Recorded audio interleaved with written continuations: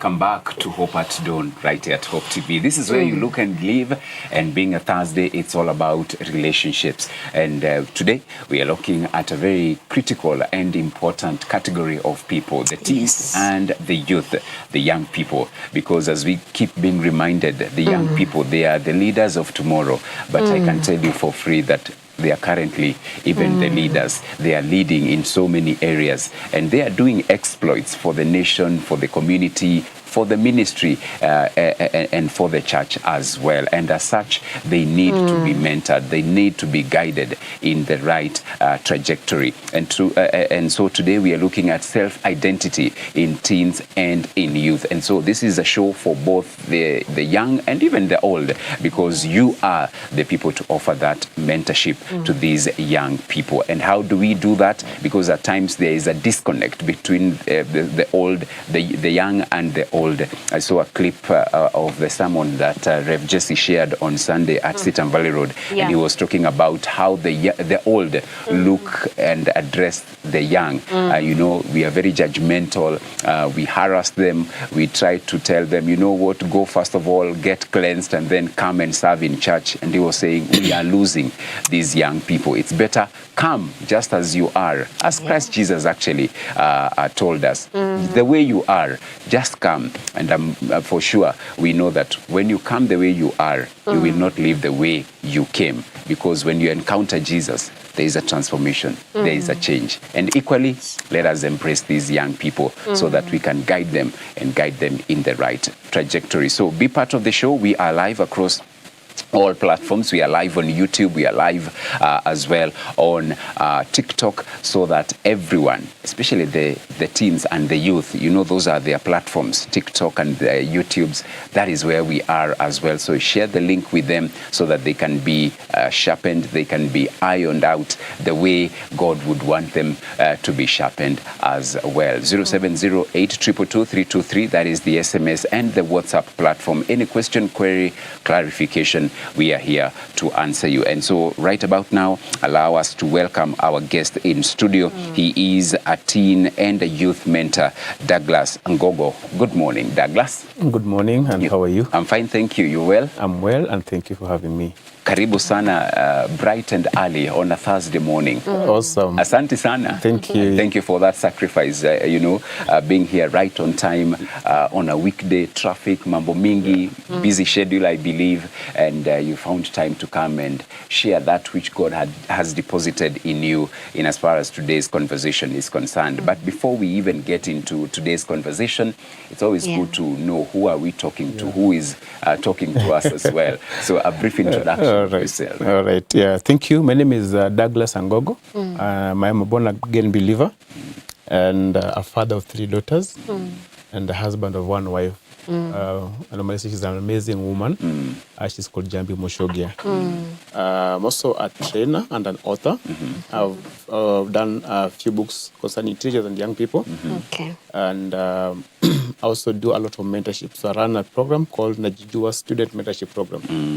And we focus more, from the word Najijua, it means identity. Yes. So we focus more on helping the young people understand who they are.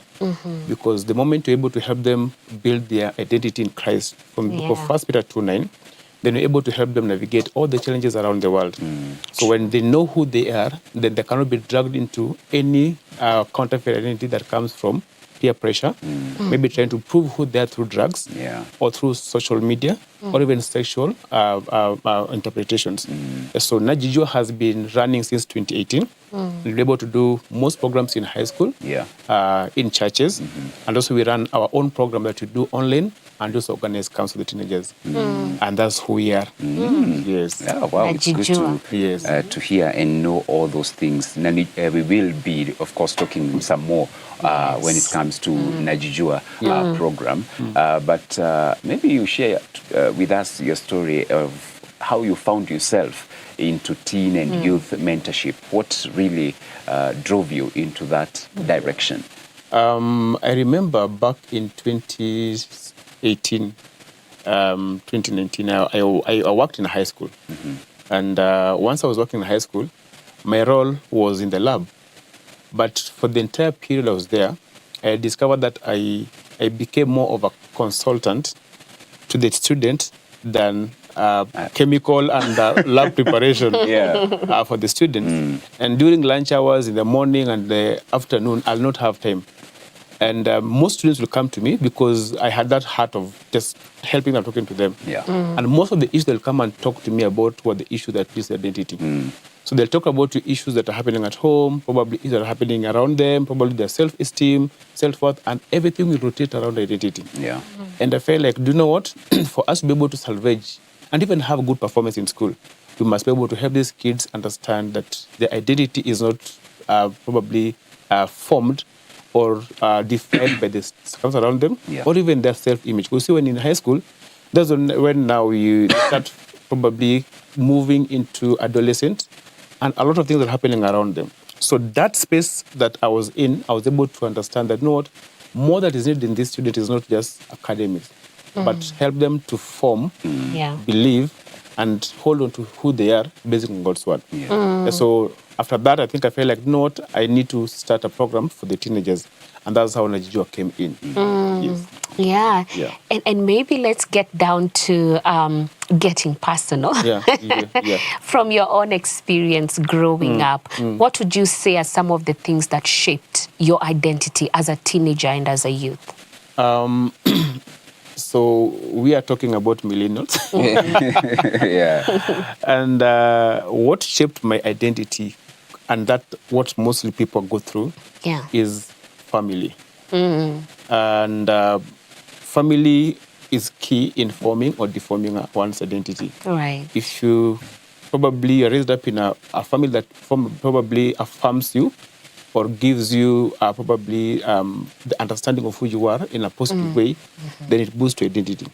So family is key, and I think I kinda, in my growing up, messed up in who I am because I had to prove who I am by the things I used to do. So I remember when I was in high school, we were in a group of around 6 guys, and most of what we were doing there is just to try to really can I say parade ourselves, because you want to be noticed and you want to be seen around. So having been brought up in a not a really stable family, I had all those issues about trying to find who I am, trying to find affirmation, belong, and that could have pushed me into getting those groups. So the group that we were in, a group of men who were just trying to prove by trying to get into, you see what happens, like you want to know, you're the only one who knows the secular songs. And in those days, there are songs that we used to sing. And there were, of course, there were love songs, but you see the difference between nowadays, we have love songs and love songs. And I think if you grew up in the 1919 upwards to 2000, in high school, the books that people used to have, and the books were the books of lyrics books. If you have a lyrical book, then you are the greatest man. If you can sing a song of R. Kelly or a song, an old song of Celine Dion, that proves to be a man. So that was why you're looking for identity. So we'll try to sing songs, we'll try to compose songs, try to really make sure that we are on those magazines. It was a Saturday magazine, and cut all those things, sing the songs. Sunday, She can't relate. Jen just can't relate that. How do you know? How do you know? You can't. You're floating. So when you are in that category that you can be able to sing an R. Kelly song, and be able to sing some genuine songs, and probably, and that shows that you're a man, and that gives you like an identity, but a fake one. So the more you attract people around you, in the space of what you know concerning the what is trending, is what I used to do. And that was not really who I was. So I remember when I got born again, I said, you know what? I think my identity is in Christ. All those I was doing is what now we're seeing right now. Media, we have popular culture trying to give us a counterfeit identity. And that's where we want to belong. So that's what shaped my identity. But when I got born again, I think everything shifted. So you know what? I can do all these things, but unless I have the image of God in me, I'll be doing nothing. Yeah. And you know, I love that you guys interjected and said, I can't relate. Yeah. You can't Because tell us. I recognize that it's a generational Exactly. thing. Yes. That as the generations come and go, there are things that would come up. Yes. For us, it was letters. Oh. If you could get a letter from a boys' school, being that we were a girls' You school, stood out. it's like, yo, like every You're time. the queen And of that. Yeah. Exactly. And the letters is in different colors, eh? Yes. And the L O V and a very sharp arrow. And even songs been dedicated to. And perfumed. And mind you, I was the entertainment captain. So you can, I was the one going for them, you know, and bringing them to class. Yeah.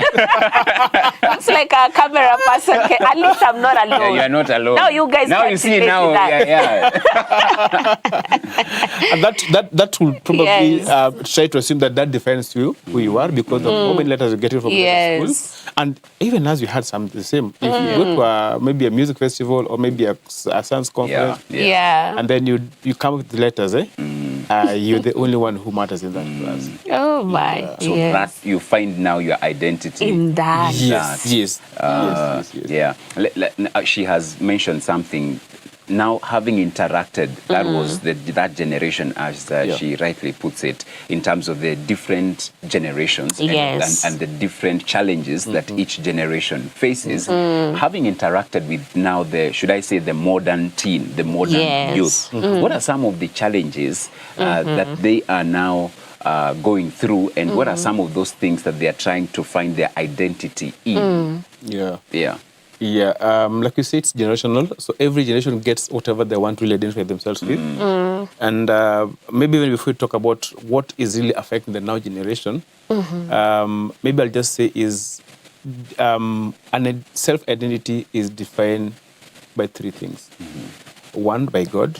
That's what God says in the book of Genesis chapter 1-20 that he created them male and female in his own image. And number two, one's identity can be formed through family. And family plays a bigger role in defining one's identity. So whatever even we play around in our family, whatever happens in our home, can affect what God said about a teenager. So family becomes key in probably molding or even, I can say, breaking down one's identity. Because if you look at the book of, should be Psalms 112, 1-3, talks about that, how maybe profess, if you're born again Christian, or a man or a woman or a husband or a father or a mother who knows God, then their generation will be blessed. So I think even before we look at what is affecting them, we go back to our homes. So we have no role models at home, and that's why now we go to now Romans chapter 12, 1 and 2. We saw that we talk about do not be conformed to the part of this world. So our teenagers right now and the young people are being shaped not by the homes, but the social media. Because there is no home that is available to shape them out. We are living in a very busy economy until we forget about the first ministry that God gave us. So I'll say we have really assumed, I think probably, maybe we'll talk about probably this generation. During our days, we will be raised up, but during this generation, they grow up. So kids are born, and then you grow up. So they grow through social media, they grow through songs, they grow through, I can talk about popular culture. So the now teenager is being affected by the three things, music and social media and popular culture. It's the greatest elephant that is taking advantage of God's identity in our teenagers right now. Wow. That's very true, because I remember in our days, social media was not so much of a big thing, but now it's everything. Even the phone I remember using in high school, ilikuwa, you know, you had a phone in high school? Wow. Oh, you guys. See the cool kid. I had what you call a Walkman. Oh my goodness. You know Walkman? Walkman. Don't even decline it. That's why I'm telling generation. you. It's the generation. Don't blame Walkman. me. My friend, if you had a Walkman, You find identity. You are Yes, by the way. a Walkman. A Walkman. What was that? You see, it's like a small car radio. Yeah. You know, even Prince is shocked. The size of a phone, a very small one. Yeah, a very small one. Can only fit a cassette. Do you know a radio, a tape cassette? Those ones at least I had, you know. Yeah, I saw them in our house. Yeah, so then we didn't have YouTube, Spotify, all those apps. All those so things. It's cassettes. Did you grow up with the bandana thing, putting on a bandana in your head? Bandana. I saw people do it. I think it just didn't resonate with me. It wasn't my style. Who is this? It was not my style. Yeah. So the Walkman was there. Okay, so for me, the phone I had was of course not a smartphone. Yeah. And you were just seeing smartphones, yani from afar. Ukiona mtu, hey, you are like, what is this, you know? So you find that indeed right now social media has become such a great thing, because my sister who is in Form 2 has a smartphone. Oh, yeah. You know, like when you better than even mine. You can be sure, Yeah. because they go for the best. But anyway, I'm bringing this up because I'm now looking at the contribution and rather the place of parenting even in all of this, because I think some kids are exposed to some things way too soon than they should. And maybe we can talk about that and the role of parenting, even as the generations continue to change, because a parent can still have a mentality of the past and not even recognize that right now there's what is happening, there's what is shaping my child's identity. But what is the role of, you know, parents even as these generations continue to move? Wow. It's so unfortunate, that we are really. I'll still go back to the early, the millennials, and the basic needs of a family were three. We knew them. Even we can even just mention them: food, clothing, and shelter. Do you know that we don't have that as a basic need nowadays? The basic needs for every family is an Android phone, or a smart TV, and a Wi-Fi, and a phone. So if a family does not have that, they're not a family. In fact, you even feel like if a student goes to school or interact with other students, teenagers, and they talk about, but did you saw that link? Did you saw that? And then for them in their home, they don't even have a Wi-Fi. That pushed them away, and they feel like their identity has become. So even looking at that affect the identity. Now, the book of Luke chapter, should be the book 14. Okay, the story of the prodigal son. Talk about parenting. I have really interacted with many teenagers and even young adults. Yes. And one of the issues that are affecting them is the issue of a prodigal man or parent and a prodigal son. We are quick to release what belongs to our teenagers, our children, so fast, because the prodigal son had no problem. Whatever he was given was his right, but it was released so early. So we have parents who they'll rather buy a smartphone for the kid rather than keep them, tell them, you know what, wait until this time comes. So we don't become accountable. So we feel like if my daughter doesn't have a smartphone, they don't really, they're not going to match up. So that's where the place of parenting is. So we are so much release what's supposed to be given to our teenagers at the end or when they're already mature. And that's why when the prodigal son came back, it was not his fault. The dad could have said, but I know this is your rightful inheritance, but can you give you time? So parenting plays a bigger role in shaping the identity of the children. Let's talk about even apart from parenting. The family setup is very key in defining one's identity. Most of the children that I've been interacting with have issues with family breakup. And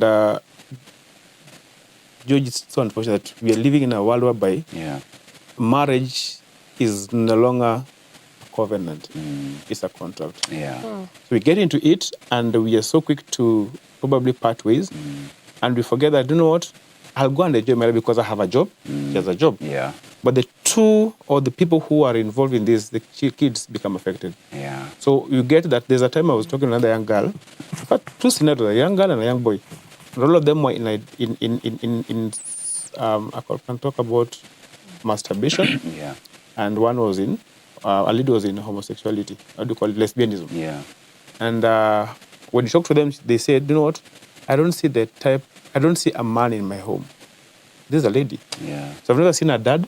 I've never seen a man with my dad. So why should I date a man? So I'm okay with ladies because I've never seen a man. in my family. So you see, this identity of male and female has been counterfeited. Yeah. Why? Because of family. So I'll say parents have a very big role to play. Yeah. And that is in terms of not just giving, but being present and being accountable. We are afraid even to check our kids' phone. Yeah, we are so afraid to check kids' phone. Because even homework, we don't check. I know of a parent, a student told him that, no, my dad doesn't even care about my homework. So when I go home and he checks my homework, I even gave him a homework for last year. He'll just say, oh, you've done it well. So the guy is in class, grade 8, but he's giving a homework for grade 7. But the dad was like, oh, this is awesome. So that being absent around our kids defend them otherwise. And if they don't get it from home, they'll go to social media. That's true. So they'll post all those pictures because they want someone to do it to a bit like them. We don't have our children nowadays. We don't even create memories. We are quick to say, what grade you get? Yeah. This is the grade you can put for me in the home. C minus? No. But we don't even create a bond whereby can we talk about how you've been.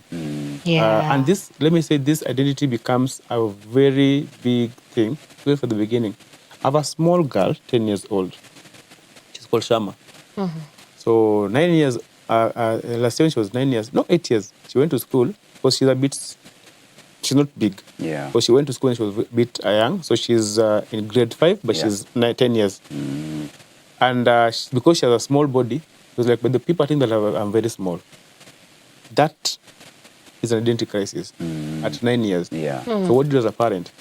So if you don't really talk to them every day, they tell you how the school has been, they'll be bullied. So for her, she's like, they said I have a small body. Yeah. So we ask her. And then my wife asked her, I have my sister called Yvonne. Do we have the same body size? No. Are we still human beings? Yes. So does it mean that if I'm not big, I'm not equally a beautiful girl? Yeah. So if you don't have a conversation, because parents don't have conversation with the children. So to copy instructions, letter he, peleka kule, fanya he, fanya he. Yeah. So once that is done, then you say, oh, that's done? Okay, awesome. Then you go away.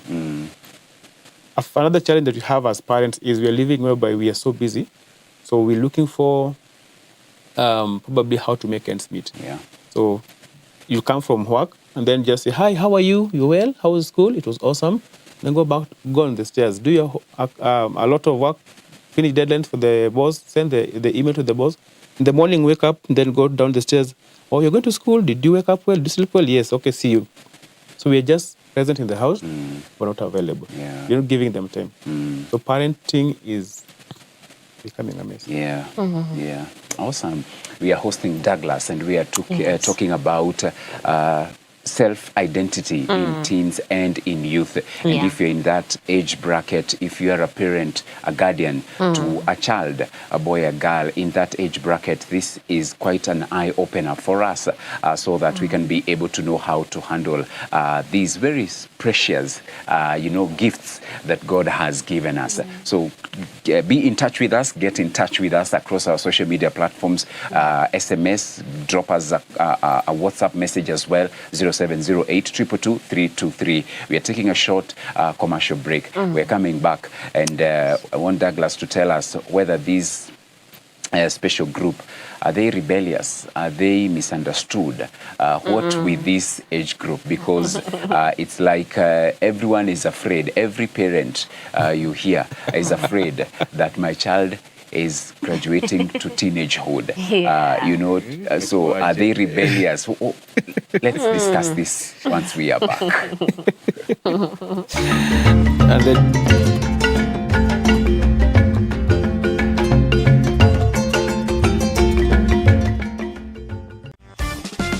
Men on Record. Do your children know that you love them? Not by what you buy for them. Do they hear it from you? Emotional abuse. It's a silent killer that we don't talk about. Asking yourself those very relevant questions. What kind of father do I want to be? Yeah. When I'm getting married, what kind of husband do I want to be? It's a conversation about men for men. And remember this. To revisit, reveal, and heal issues among men. Good evening, Men on Record. Why should I talk or say much when all I want is peace, not problems? Let's set the record straight. Men on Record, Fridays at 7 p.m. live, exclusively on Hope TV and Hope FM. Men on Record. It's a man thing. Thank you for tuning in to Hope TV, your go-to channel for hope, inspiration, education, and wholesome entertainment. At Hope TV, we are committed to knowing God and making Him known through powerful media content. We truly value you and are dedicated to serving you better. For feedback, inquiries, or complaints, reach out via WhatsApp or SMS on 0708 222 323. Email us at customerexperience@hopefm.org. Hope TV, look and live.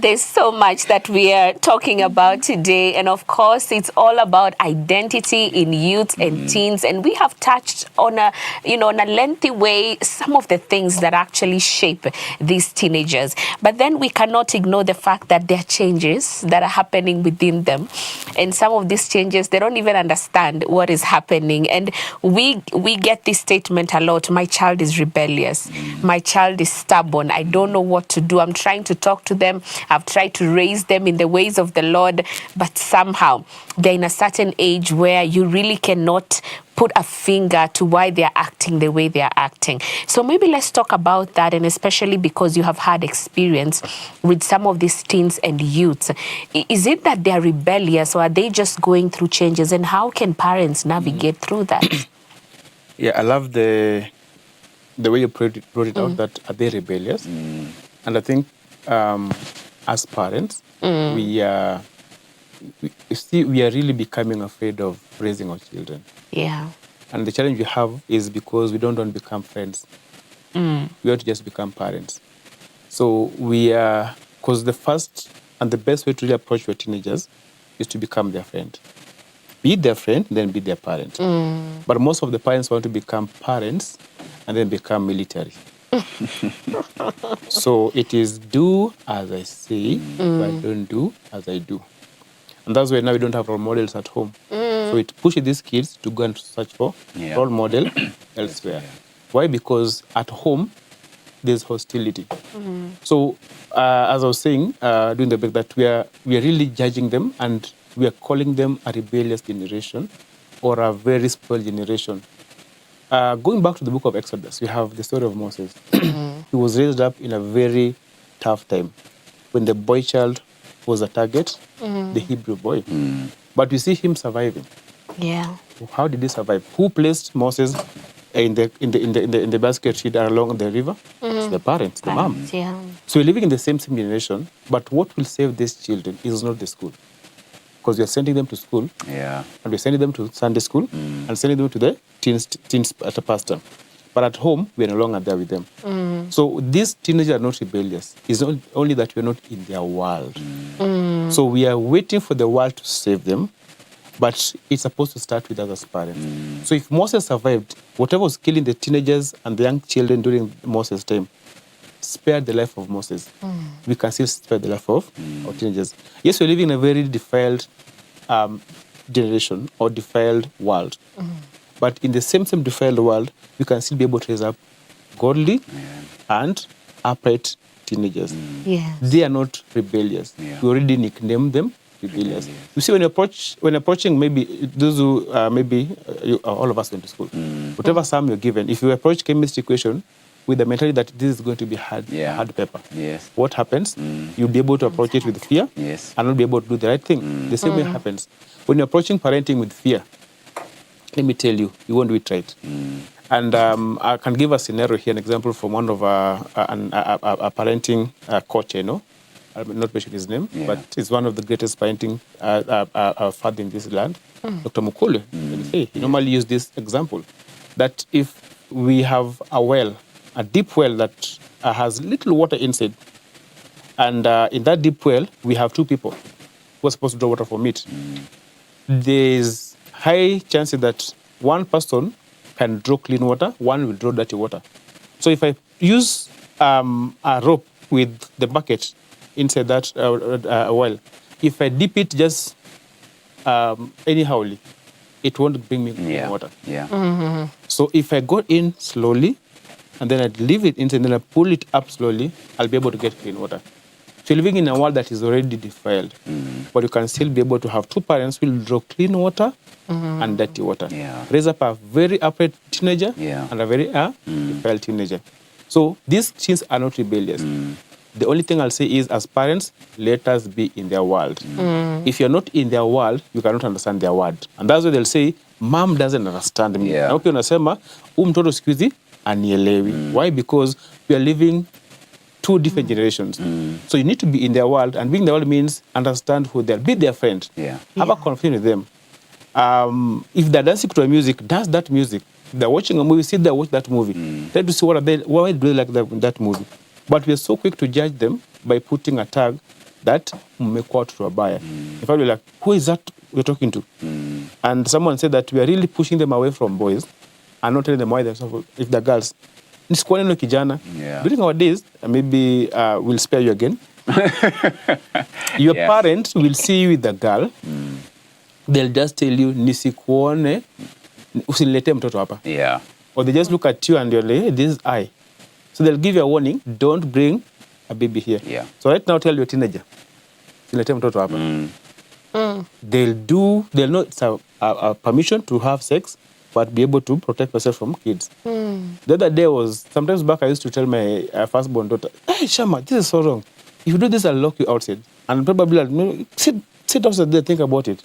So one day I asked myself, what if I tell her to go out because of parents pendani usiku? Yeah. Na asirudi. Yeah. Asirudi. Right now, tell your teenager at night that ikifika 7 p.m. hujafika usikuje nyumbani. Yeah. Do you think it's going to scare them? No. It's not going to scare them. But if you tell them the reason why it's good for them to be at home early, and explain why, as a young girl, for your safety, even for your probably discipline, and even for the future, I'm trying to train you for even how to become accountable. So we're not creating rapport with them. We're just creating, don't do this, do this. Those are moral models. Young people learn through observation than information. And I normally say, are you really give them a footprint or giving them a blueprint? So most parents are giving teenagers blueprints. So we have a list of do not and you should do. But they want, even beside that list of blueprints, they want to have a footprint. So you told me not to do this, what are you doing? You're telling me not to use phones, but you're using phones. You have a policy in our home that no phones while eating. No phones while eating. I have a 3-year-old girl. The other day she was telling her mom, no phones while eating. Yeah. Yeah. So even if I tell her no phones while eating, but I'm doing the same, she'll be like, no what? You gave us a blueprint, but there's no footprint. So these teenagers are not rebellious. We're just not becoming friends. Let's become friends first. Yeah. Then parenting becomes easy. Yeah. And I like that in terms of it's starting at the family unit, at the family level. And we were sharing this off-air in terms of this Kenyan celebrity who was invited to this school. She's a lady. And she's known because of her language, the way she dresses and all. And there was a lot of backlash why that institution was inviting her to speak to the young girls. Of course, they are teens or young adults. But then again, I don't want to say I like how she responded. And she responded by saying, I'm not your child's role model. Be your child's role model.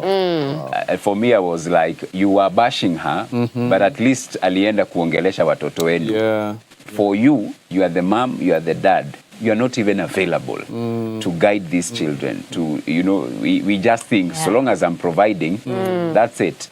We don't even know who they hang out with, how we model, life. Advise them. We may not use the examples we are using because, as we said, generational. But again, we can be able, because of the wisdom God has given us as parents, to be able to guide them by just being there. As you said, this lady who now was into, same-sex relationship because she had not seen a male figure at home. A model of a man. A model of a man at home. And so that calls for us as parents to speak, for me to speak to my sons, for me to speak to my daughter in as far as these things will happen. Prepare them so that when now they find themselves there, actually they are going to remember, actually my dad had kwani daddy ni angel. He had already seen, because you have already gone through this as a father, as a mother, so you know what to expect. So prepare them, warn them, and pray with them and for them. And as you are saying, I like it because sisi tulikuwa tunaambiwa nisikuone, usilete, but now you are telling them choices have consequences. Yes. Yeah. Talk and explain. Talk and explain. Yes. They can relate with you. And I like the aspect here of friendship because as a friend, she, as my daughter, she's going to run to me. Yes. Yeah. Hey, Daddy, this is happening. Exactly. So they trust me. Yeah. But now, this is a military camp. Yeah. So if it's a military camp, rules and regulations apply. Because I have flouted. How can I come and report myself? So they remain. And I know how it will happen. I know of a student who, there's a time in a school somewhere, I not say the school, she was afraid to go home because the results that came were not right. And she said, if I go home, my dad will kill me. That was the word. My dad will kill me. And she stayed in school until the parent had to be called. And indeed, the parent came with a knife. Ha! Yes. No way. Yes. A knife? Yes. That is a killing. Let me tell you this, and I think I'll just be very careful about this. We are really raising up the generation in fear. And that's why home become hostile. There's a school I know whereby they were giving students a half-term optional. You can go or not go. And when the students were given that option, 70% remain in school. So they asked why. The reason was not because they want to revise and pass exams. No. They said, he is safer than home. Yes. Another scenario of a school whereby parents were given time to have time with their student. It's a parents meeting, you have time with the teenager, talk to them, have fun. After 30 minutes, everyone was on phone. Why? Because parents and their young people, we don't have a connection. We don't have a connection. I would normally say this. You see, the prodigal son came back home because home was safe. Because they said, even as much as they're trying to treat them and push them away, they can only come back home if it is safe. And if probably your son or daughter, you've been called, so that, hey, do you know what? This is what your daughter has done today, and come and pick your daughter. What's the first reaction? Because they already feel, because rejection is very bad. They already feel that the world has rejected them in school. Maybe they've been given allegations of what they have not done.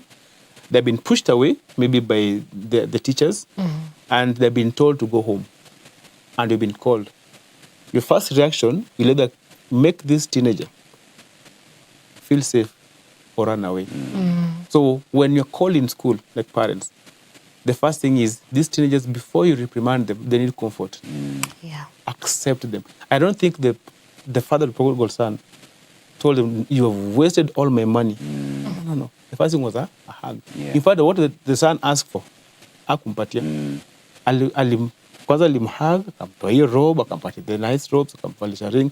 That's supposed to be done. Because if you don't really create a space, a home, as we say, a home becomes the greatest, the first part of either deforming or forming these teenagers. So if they come home from a rejected world, because the world has already rejected them, they are already lost in social media because they feel rejected. They feel everyone is not around them. That's why they're trying to prove themselves to the world by posting, by doing all those things, and getting into drugs. So they've already been rejected. But how can we accept them? I went sometimes in a school to just support another student who I was mentoring. There were been allegation of lesbianism. And it was a bit hard because it was almost like entire Form 1. And the parents were like, how? 3 weeks into Form 1? So there were allegations and there were a lot of, it was a bit mischievous.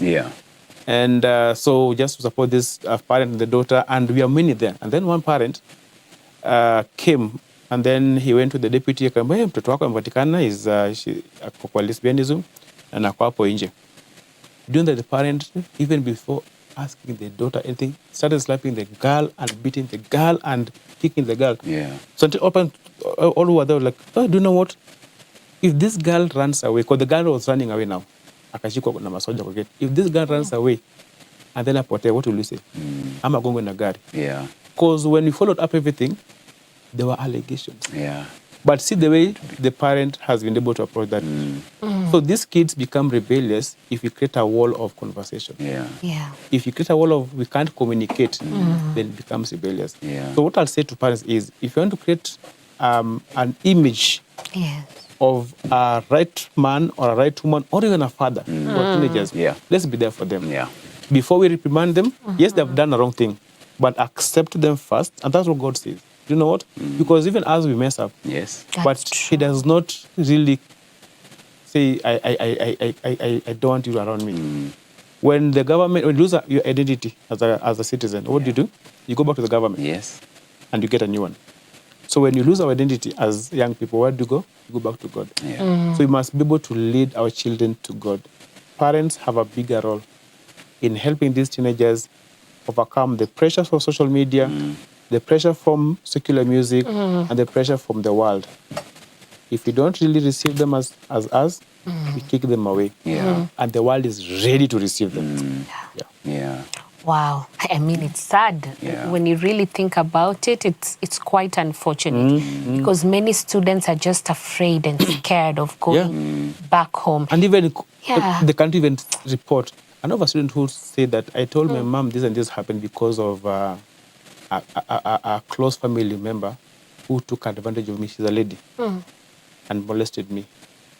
And my parents were quick to say no and say I'm the one who initiated and defended the other person. Oh, And now the lady is a lesbian. And she said, if my parents could not defend me, so who am I? So, well, I'll not say that you need to defend every wrong thing, but can we, if you can take the story of the prodigal son, who after all that was still accepted, there's no way you can reject your child. Yeah. Because rejection now pushes them to form other identities. Some reject and acquire drugs, and acquire social media, and acquire lesbianism. But if you accept them and correct them, they're still ours. How do you help the Douglas? Because there are some these cases you have cited of these girls who now slip into lesbianism and all. How as a mentor, how do you help them to now start finding, should I say, going back and finding their real identity now, so that they don't go into that, path of destruction? I think, like I said, the acceptance is very important. Even for those who are married, if you feel like your husband or your wife doesn't accept you, you'll always feel like you're not in that space. Look at the story of Gideon being told by God to lead the army, and he gives an excuse. And then once they give an excuse, then God tells him, go in there. In fact, he gives that, I'm the least among the least clan. So a shark from that identity, easy. So this is what happened. These girls and boys already. I even know of a boy who was in the same because of a family breakup. Yeah. So they already have formed an identity. So the only way to bring them back is remind them of what the Bible says about them. And that's what God told Gideon. Go in the power of your might. I'm going to give you, and I'm already great. You can do it. So affirm them. Normally what I do is I create a space where they're able to speak up, share everything, and then now bring them back to the cross. Because you can only redeem an image of God, because we can only imitate God. The only person supposed to take up their identity is Christ. And if you don't take up the image of God back to them, inscribe it in them, you are fearfully made, God knew you before you were formed, whatever happened around you, you have the strength in you. And remind them that, even after that lost identity, you can still go back to the Maker. That's why I said, if you lose identity as a citizen, you go back to the government it gives you. So I point them back to the cross. But the first thing I do is accept them. I don't judge them. Oh, you're in this. Oh, this. Oh, this is okay. But what happened? So accept them, create a conversation, then affirm them. And then now lead them to Christ. Because if you don't lead them to Christ, then they will not find acceptance. Because some of them feel, how can God forgive me? But remember, even if you have already been in this same space, So allow them to forgive themselves, and then now allow them to create a space to now forgive their parents. But we have a challenge. Probably parents will be, if you mention this to their parents before these girls, these boys have been probably reaffirmed, the parents sweep it down. So it's a challenge because in most cases I normally don't share with the parents what is happening. I know a young girl who I worked with for 1 year. It was in masturbation and pornography, but I didn't tell the parents because she told me, if you tell my parent, they'll demand me, and I don't even feel safe. So first thing, accept them. I normally do acceptance. Then we talk about the issue, talk about God's mercy, talk about God's redemption, and talk about now how do we reconcile, because these are your parents. At the end of the day is you still have to respect them and honor them. But how do we now bring out the parent? I tell the parent, this is what has happened to your daughter, and it's because of this and this. Please don't tell them that I've told you this. But can you now work on how to accept them? Can you show some love to them, affirmation to them? Can you constantly even write a word to them? I was telling some parents that what your daughters are coming, and my sons are coming from school for half term. Maybe a mongeangi. Just do one thing. In her room, be a very probably .com mom. Take some stickers and write very nice word to them. Dad loves you, mom loves you, the best in the whole world. So I normally now, after talking to the teenagers, talk to the parents, can you create a space to affirm your daughters? Can you bring them back to you? Is that thing that you've never done to them that you want to do to them today? So can you show them some love? Create memories. Don't create expectations. So that's what I normally do. Talk to the teenager first, then talk to the parent, then bring them together. That's profound. That's very profound. And I'm now thinking of maybe a teenager who could be watching. And I know there are probably many because right now they are on half term. Some of them are actually on, my own sister is on half term. I know there are many kids who are actually on half term in this season. And maybe some of them have been so frustrated. They don't have an environment that feels safe. Some of them are even contemplating suicide. To be honest, that is the hardest bit of it, because the numbers are staggering even when we look at the statistics of teenagers who are resulted to that. And in fact, there's one that I saw that wrote this down, and it was like, I want to punish my parents. That this is to get back at my mom for how she treated me, or at my dad for how he treated me. So you look at that and you're like, this is a child who had such a bright future, ahead of them. So what can you tell that teenager who probably is not feeling accepted in their own home, and they've even been contemplating, suicide? Wow. It's so sad, yeah? And I can sad. Really relate with you, because we even tried sometimes back to ask teenagers during events, write a letter or a note to their parents. Tell your dad I love you. Do you know, one day we did that, and most parents call back and say, is that my daughter? And some will cry, because most parents and their teenagers are acting as probably, I'm your boss and you're my employee. So I pay you for what you're doing. They don't have a relationship. And that's what creates now that space whereby I feel like I can't even kill myself. Because we are not creating a space whereby we can have a smooth communication with the teenagers. And I know there are many who are at that verge of even writing a letter. When you do such things, you tell teenagers, no, can do a letter to your parents. And they have that hard part of writing. How? Just a love letter to your parent. Because my parents have never even accepted the word I love you. I told my mom I love her. She was like, no, you? I don't think so. And that creates that space of rejection. So if there's any teenager who is at that verge of giving up, and they feel like no one is accepting them, no one is probably affirming them, no one is giving them attention, I'll tell them this thing, that you still worth. Because Gideon in the same state, he knew that he was not able to do anything because from where he comes from. But he knew the strength that he had was in the Lord. So if there's anything who is at the verge of giving up and maybe like nothing is working out, I want to tell you, what? You're still special in God's eyes. Because we only get our identity in God. The enemy comes to distort that identity. Did God really say? And that will be the question of identity. If you're the son of God, but the end of it is you are the son of God. So I'll tell them that, what? God loves you, God cares for you, and he knew you before you were born. So because you're in God's eye, and because Bible know that you are the apple of my eye, whatever happens around you, call out to the name of God. It is not easy, but normally say, just love. If you can't write a letter to your parents, do a letter to your God. Just tell God what you want to tell. Cry, write those words to God and cry. And then from there now look for help. Looking for help means, can you find someone you can talk to? Because if you don't talk to someone, then you're going to die alone. So talk to someone, initiate a conversation with someone. If parents can't understand you, there must be always someone who can hear you. Talk to them. Right. The time is much spent, and so we need to call it a day. Imagine it's already 9 o'clock, and so we can give you 30 seconds to first of all give us your closing remarks, and then the other 30 seconds you can tell us how we can be able to contact you, how we can be able to connect with you. Amen. Yeah. One is to the parents. I'll really continue saying that, be a friend to your children. We are not raising a lost generation. We're raising up a godly generation. Amen. Amen. Once you change that language, you'll be seeing them as a godly generation. But you're living whereby you're seeing that hii imepotea. So can you look at them as people who are going to stand in this generation? So change your language, one. For the teenagers, the only person you can call when things are not working out is your parents. Just be close to them. Be close to them. Because at the end of the day is, whether your parent is not what you think they are, they're still your parents. So accept your parents, and even you, as a teenager, call on to them.